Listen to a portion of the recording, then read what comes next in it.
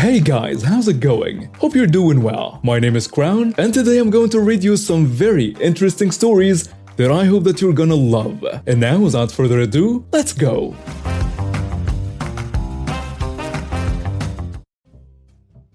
My ex and I divorced about 15 years ago, and we have shared custody of our daughter. In the divorce, she wanted our house, but I fought hard against it because it's been my family home for 3 generations before I inherited it. In the end, we came to a compromise that was signed off by the judge. Basically, she gets to live in the house rent-free until our daughter turns 18. Then I get it back. I had to pay the utilities, maintenance, and property taxes the entire time. In addition, she can't make any modifications or upgrades to the house without my written permission. She's solely responsible for the cost, and the work has to be performed by an insured and legally licensed professional. I've been sending her move-out notices for months in anticipation of my daughter's 18th birthday, and recently, that came to pass. The day after I showed up to the house was a contractor because I wanted some work done before I moved back in. At first, she refused to let me in until I reminded her that I am the legal owner of the house. According to our divorce agreement signed by the judge, she's no longer allowed to be there, and I will call the police if she doesn't let me in. She got the point and opened the door. And I was surprised. Nothing was packed and it didn't seem like she's moving at all. We were arguing as I walked through and inspected my house. She wanted extra time and I told her to be out by the end of the week or I will have her stuff thrown out. When I walked into the living room, I was shocked into silence. The living room was expanded by a wall being torn down and having the bedroom that was once there merged into it. She turned my 4-bedroom house into a 3-bedroom one. I know I didn't sign off on this, and from the looks of it, the work was probably done by her boyfriend and not a professional. I yelled at her and told her that I'm going to sue her for everything she has, then I left. She went crying to our daughter and my family, and now everyone is telling me to give her another month to find a place and not sue her. My daughter is firmly on her mother's side and thinks I'm a jerk for kicking her mother out a couple of weeks before Christmas and suing her. This is why I'm here. I think I'm right and legally I'm right, but my daughter's opinion of me matters to me. So am I in a wrong here? I needed to answer some common questions. My daughter is a freshman in college and I rent her an apartment near campus where she lives by herself. She has a room in my house and I assume will have a room wherever her mother lives. My ex fought for the house and had a chance of winning even though we had shared custody because I make much more than her. I offered her the compromise and she took it, but her attorney told her it was a good deal and there is an equal chance I could win, which would leave her without a house. My relationship with my daughter is good. She didn't tell me about the renovation because early on I told her I don't want to talk or hear anything about her mother unless it's something that's affecting her negatively. My ex was dead to me and I wanted to spend time with my daughter building new memories. My daughter is a wonderful girl and I couldn't ask for a better one. She has a big heart and cares about her mother. I've made it a point to never talk about her mother since the divorce, so I'm sure she doesn't fully understand our situation. I plan to talk to her. I inherited the house during our marriage, and since we were still in the honeymoon phase, I placed her name on the deed. After that, I remortgaged the house twice, once to get a better rate and once for money we needed. All of this led to my attorney advising I compromise. He said there is a real risk of losing the house, so I compromised. And now for some comments. You're not in the wrong. The rules for this arrangement could not be more clear. I don't know where you live and the worth of your house, but where I live, there is a huge price difference between a 3-bedroom house and a 4-bedroom one. Your ex's action caused you to lose tens if not $100,000. You're not in the wrong, and sue her. She has had 15 years to find alternative accommodation. You even sent her reminders, and she violated the agreement by having unauthorized work done? Yeah, hell no. Kick her out. You're not in the wrong. My girlfriend is a chef in a restaurant. She's a wonderful chef, but understandably doesn't really feel up to cooking, so usually she makes herself a dinner before leaving work since they get a free meal at work. When my girlfriend comes over, I used to try to cook for her, but she always said I couldn't cook.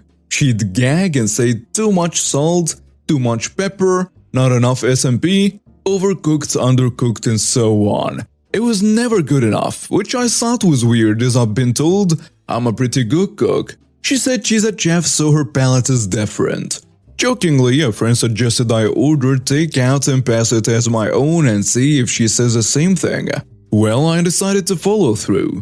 I ordered 3 orders of a pasta dish from a good restaurant near us while she was at work, plated 2 portions on my plates and put the third in a pot for the extra. She comes over after work and I serve her dinner. I'm expecting her to like it as this is really a good restaurant. But nope, same reaction, gagging, criticizing all the seasoning, the cook of the meat.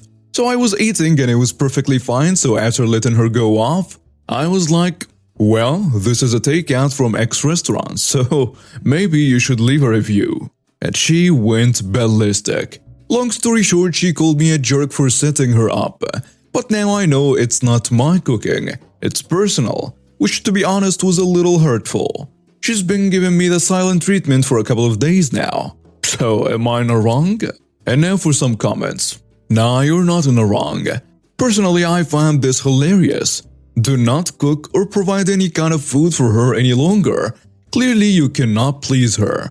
I dated that chef and he was always happy and grateful to have someone else cook for him. So, also gagging? Extreme jerk behavior right there. That's more than a little hurtful in my opinion. For some reason, she's heavily invested in telling you your cooking is crap no matter what. And I'll be questioning why she's so keen to put you down. Normally, I'd say you're in the wrong for tricking her into eating anything she didn't want to. But as long as it wasn't something she was allergic to / sensitive to, breaks her dietary or religious eating restrictions, and you didn't do it with the intention to humiliate her or break up with her after, but I think you're right to be honest. I think this is personal. I think she doesn't want to admit that you can cook, at least semi-competently. Without, I'm guessing, an expensive culinary degree. I think this test was more to prove that she was going to bash anything you served her, rather than to feed her ego, and that, in my opinion, is why this makes you not a jerk. I have a daughter, Elena, 6, and my stepsister Jess has a daughter, Hattie, she's 5. Me, my husband, Jess, and her husband Paul are all staying at our parents' house over the Xmas period. For context, Paul arrived a day after the rest of us, very late at night because he does shift work and worked late before driving to our parents. That next morning, the girls were playing in Elena's room at about 10 a.m. The adults were all downstairs, except Paul because he was sleeping, and my stepdad was out. Suddenly, we heard Paul shouting. This is not too unusual if unpleasant, but this episode sounded particularly bad, so we got up. Before we can even get to the stairs, my daughter runs down crying, saying Paul had shouted at her for waking him up. My husband was livid and went upstairs to deal with Paul while I calmed my daughter down. I knew it would be absolutely impossible for us to be around Paul after what happened, so we would probably be leaving. Jess said that was ridiculous. Paul probably got annoyed and was tired then. He'd apologize and everything would be fine. I said no, it would not be fine. Nobody shouts at my child and remains on speaking terms with me or around my daughter. Paul should know better than to be acting like that with other people's children. When my stepdad came back, we told him what happened and that we would be leaving because we refused to subject Elena to being around Paul after what he did to her. And we don't trust him not to overstep his boundaries like that again. My stepdad agreed, but said that it was unfair we should have to leave after Paul was a problem. He called Paul and Jess down and said they had to go. Weren't welcome on Christmas, or until after we had gone home. Paul tried to defend himself, saying the kids should have been quieter, but when my husband got annoyed, Paul half-heartedly apologized. I didn't believe a word of his apology. My stepdad reiterated that Jess was welcome to stay without Paul, but Paul had to be gone within an hour. Jess started crying and said it was unfair and that my stepdad was choosing me over her, and was a horrible father. She started an expletive rant, so I left the room with Elena, and the next I saw was her and Paul going upstairs to pack. They left without a goodbye. Since they have been gone for a few hours, I've got a text from Jess saying how I've ruined her Christmas and her relationship with her dad over 30 seconds of bad judgment. I don't think I created the situation because it was my stepdad's decision to throw them out. I offered to leave. I also think Paul made this bit that Jess is lying in. All he had to do was come downstairs and ask us to quiet the children, or pop his head into the room and ask politely. Nevertheless, I do feel bad that Jess is stuck in the middle and that Hattie won't see her grandparents on Christmas because of this. Did I overreact? Would Paul apologizing have been enough? And now for some comments. You're not in the wrong. A 5-year-old and a 6-year-old are going to make noise playing together. It was 10 a.m., not 1 a.m., so I fail to see why anyone should have gotten angry about it. I'm stuck on the part where you say Paul shouting is unpleasant but not unusual. That's an issue. If your brother-in-law is shouting at his kid enough for it to be a normal thing, there is something wrong there. She's 5. Her dad shouting at her shouldn't be the norm. Good for you for standing up for your kid and your family. Paul has absolutely no business shouting at your daughter for playing. She's 6. Honestly, I'd say that short of causing bodily harm to his daughter, he should never be yelling at someone else's kid. You didn't demand they get kicked. You told your family that as a result of your brother-in-law's inappropriate behavior, you would leave, so your daughter wasn't subjected to it anymore. Your stepdad obviously agrees that Paul was out of line, otherwise he wouldn't have asked you to stay and Paul to leave. I have a feeling this shouting thing happens often, otherwise I don't see why your stepdad would have asked Paul to leave.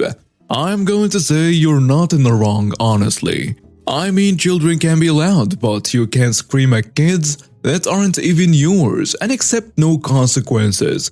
And judging from your post, this is not too unusual if unpleasant. I'm assuming Paul screams a lot, so it's more about him and his lack of boundaries than about the kids being loud, in my opinion. I've dealt with people just like this in my own life. Edit from OP. Regarding the kids being unsupervised, I was upstairs with him, and we were all going down to do some baking. The girls asked for 10 more minutes to continue playing before coming down, so I went down to get all the stuff ready in the kitchen. They weren't on their own for hours on end. They were playing with a large dollhouse in Elena's room, hence why they were not playing downstairs to start with.